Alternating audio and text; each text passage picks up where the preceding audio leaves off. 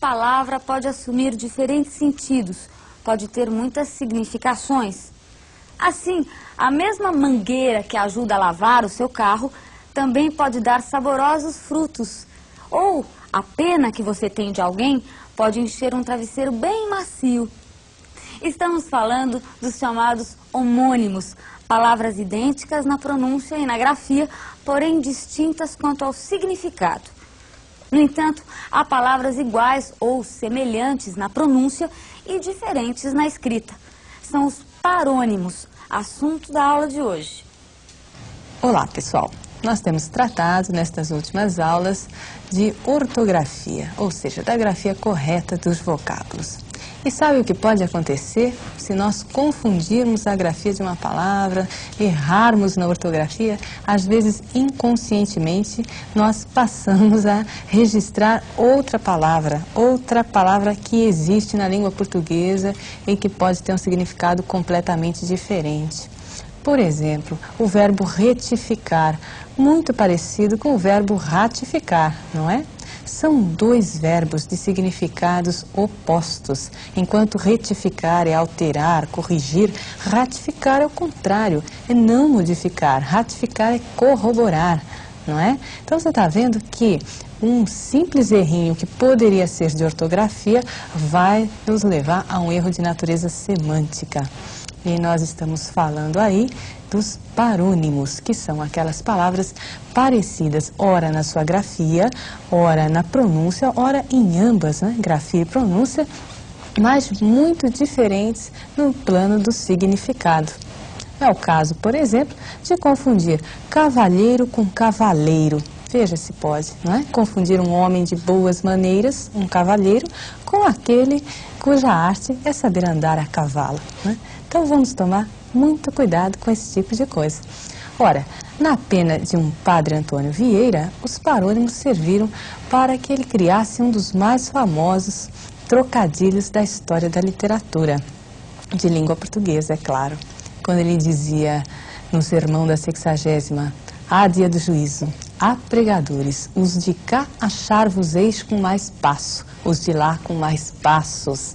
E é claro, você sabe que passo, e com C cedilha, significa palácio, e passos, todos sabemos o que significa. Você veja que com isso o padre Vieira lançava uma farpa àqueles pregadores dominicanos e outros, cuja arte era mais um exibicionismo do que outra coisa, né? Eles ficavam declamando os seus sermões no palácio para receberem aplausos, enquanto que os jesuítas, a ordem a qual ele pertencia, não. Os jesuítas percorriam com muitos e muitos passos os países a fim de catequizar, né? De levar a fé cristã.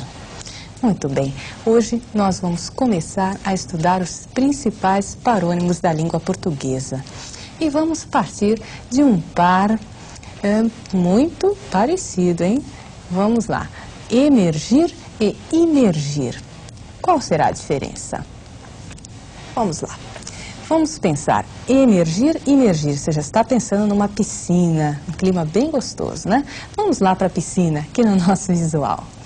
Emergir é quando você sai da piscina, é subir, vir à tona. Já imergir é o contrário, né? Imergir é mergulhar, é descer. Você está vendo, então, a diferença. Existe uma relação de oposição entre esses parônimos. Caso curioso, acontece com as palavras amoral e imoral em língua portuguesa. Ora, ambas são formadas pelo mesmo processo, prefixação. Uma com o prefixo grego a, outra com o prefixo latino i.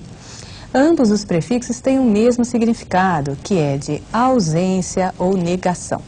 Entretanto, e curiosamente, essas palavras possuem significados ligeiramente diferentes no português atual.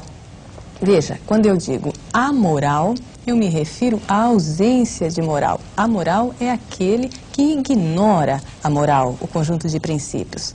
Mas imoral é aquele que se diz contrário a esse conjunto de princípios denominado moral. Então, sentiu a diferença? Deu para perceber? Parece que, no caso do prefixo grego, a prevaleceu a noção de ausência, enquanto que no prefixo latino i, nesse caso, prevaleceu a noção de negação mesmo, de contrariedade. Certo?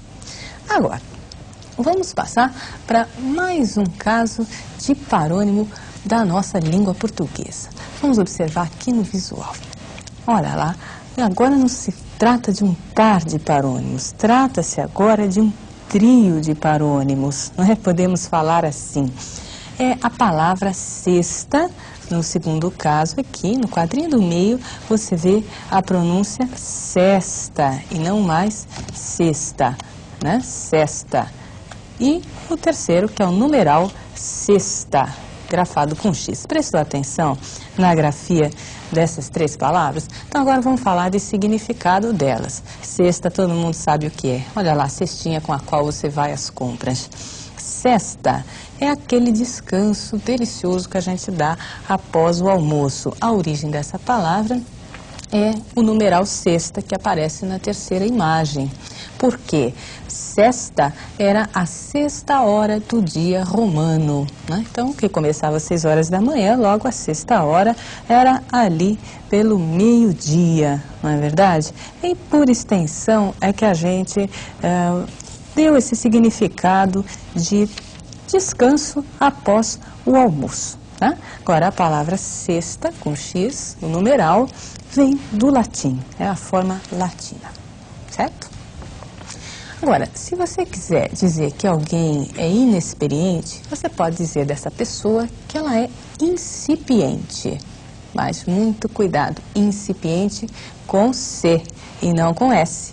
Porque se você colocar o S no lugar do C, você estará chamando essa pessoa de ignorante, tá? Incipiente com S, ignorante. Ora, para você compreender melhor o fenômeno, incipiente